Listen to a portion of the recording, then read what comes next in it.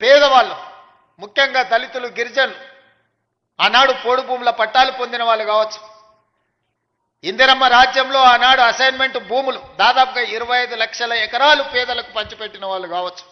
లేదా స్వకష్టార్జితంతో సంపాదించుకున్న సొమ్ముతో కొనుగోలు చేసిన భూముల వివరాలు చిన్న చిన్న సమస్యలతోని శాశ్వతంగా తమ భూమి తమది కాదు అని తెలిసినప్పుడు వాళ్ళ ఆవేదన, వాళ్ళ దుఃఖం వర్ణాతీతం.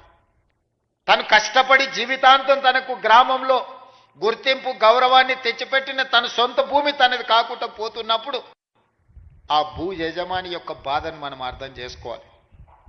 నాడు ప్రభుత్వంలో ఉన్న పెద్దలకు శాసనసభలో చర్చల సందర్భంగా కానీ ఇతర ప్రజాప్రభుత్వ కార్యక్రమాలలో ఎంత మాత్రం చెప్పినా వాళ్ళ చెవికి ఎక్కలేదు.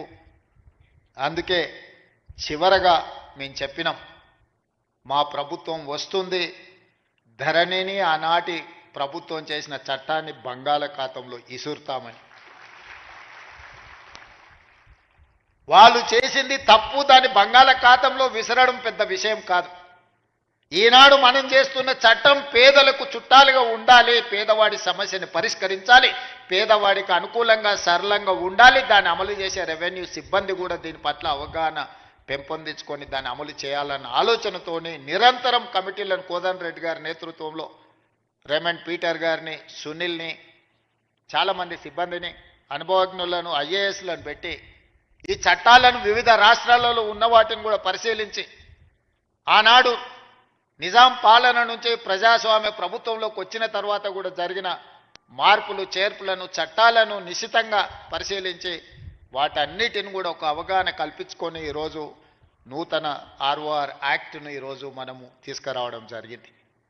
ఈరోజు భూభారతి ఈ సమస్యలకు శాశ్వత పరిష్కారాన్ని చూపించాలన్న ఆలోచనతోటే ఈరోజు డాక్టర్ బాబాసాహెబ్ అంబేద్కర్ జయంతి సందర్భంగా మనం ప్రారంభించుకుంటున్నాం. దీనికి సంబంధించి వివిధ సందర్భాలలో ప్రజలను సంప్రదించి ప్రజాభిప్రాయాన్ని సేకరించి ప్రజల నుంచి వచ్చిన సమాచారాన్ని క్రోడీకరించి ఈరోజు చట్టాలను తయారు చేసి ఈ చట్టాలు ప్రజలకి శాశ్వత పరిష్కారాన్ని చూపించాలన్న ఆలోచనతో మా ప్రభుత్వం ఈరోజు ప్రజలకు అంకితం చేస్తున్నది.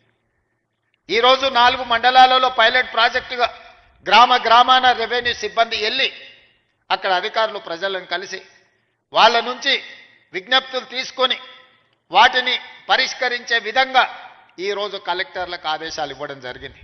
మొదటి విడతగా పైలట్ ప్రాజెక్ట్ కింద 4 మండలాలతో కార్యక్రమాన్ని చేపట్టి తద్వారా మనకు వచ్చిన ఫీడ్బ్యాక్ను తీసుకొని ప్రతి జిల్లాలో కలెక్టర్ ఒక్కొక్క మండలాన్ని మళ్ళీ ఆ తర్వాత తీసుకొని ఆ మండలాలలో కూడా ఈ కార్యక్రమాలను చేపట్టి ప్రజల నుంచి సమాచారం తీసుకున్న తర్వాత అన్ని మండలాలల్లో ఈరోజు కలెక్టర్లకు స్పష్టంగా ఆదేశాలు ఇచ్చిన ప్రతి మండలంలో రెవెన్యూ అవగాహన సదస్సులు పెట్టడమే కాకుండా ప్రతి గ్రామంలో రెవెన్యూ సదస్సులను నిర్వహించి రైతుల నుంచి సమస్యలను తెలుసుకొని విజ్ఞప్తులను తీసుకొని వాటిని శాశ్వతంగా పరిష్కరించి వివాదం లేని తెలంగాణగా, వివాదరహిత భూ విధానాన్ని తెలంగాణలో తీసుకురావాలన్న ఆలోచనతోని మా ప్రభుత్వం ఒక సంకల్పంతో ముందుకు వెళ్తుంది.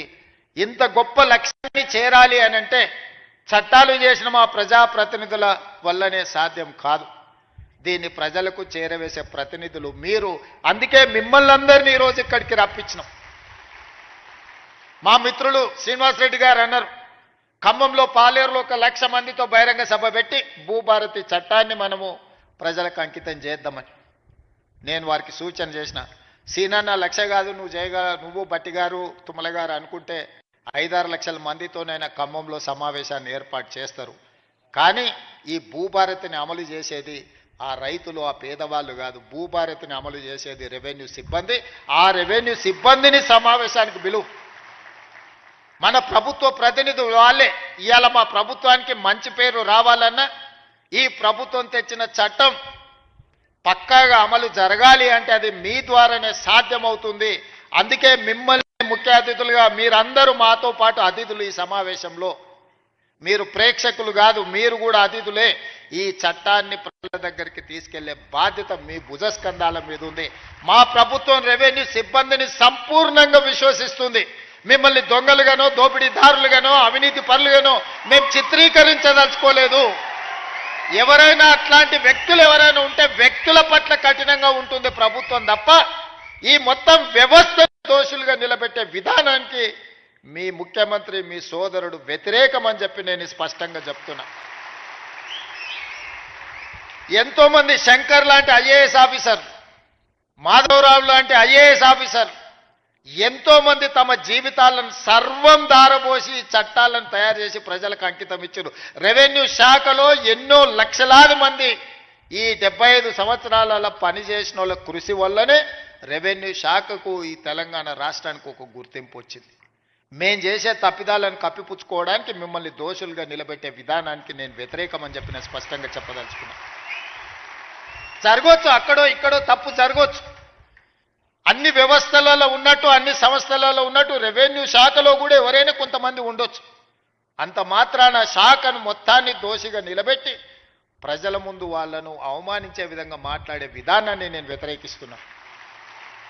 ఆనాటి ముఖ్యమంత్రి మాట్లాడిన మాటలు మీరు చూసిండ్రు. శాసనసభలో ఏ విధంగా మాట్లాడిండో, శాసనసభ బయట రెవెన్యూ సిబ్బందిని రెవెన్యూ శాఖను ఏ రకంగా దూషించినో మీరు చూసిండ్రు. వాళ్ళు లేకుంటే